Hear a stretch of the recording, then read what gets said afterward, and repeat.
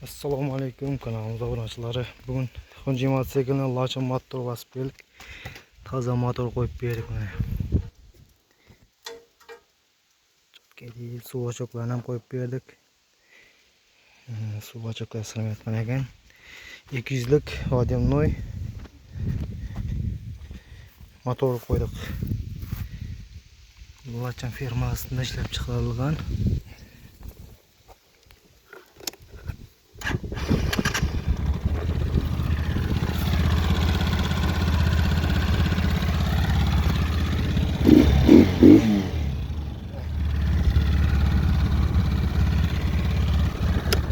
Sifatli motor bilan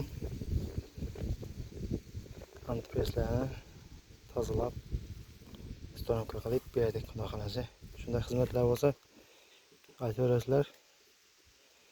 Hamma narsasini o'zimiz sovamiz. Shunday ishlattirajak odamlar bo'lsa akib tashlab ketadi. Hamma zapchastini o'zimiz qo'yib stonoka qilib oxirida расчетлashib razilashib ketaverasizlar.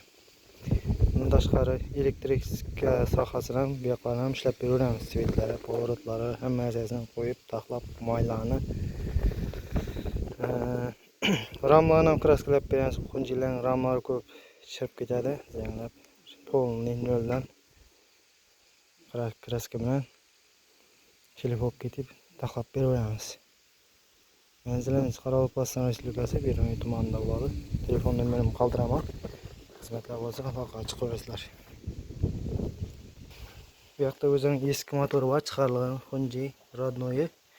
Buni sotiladi. Qiziqqanlar bo'lsa. Bolam yurib turibdi. Просто ozroq kamasa bor dedi, egasi aytdi, lekin neri buzilganini men bilmayman lekin. Kimga kerak bo'lsa, olaverasizlar, sotiladi bu. Menda bo'ladi motor, menga aloqaga chiqasizlar. Kelib, ko'rib, bemalol osonroq bo'ladi. Golobkalari tiniq turibdi, lekin golobkalari unda klapan uzib, pishayotgan yerlari yo'q. Klapanlar zo'r.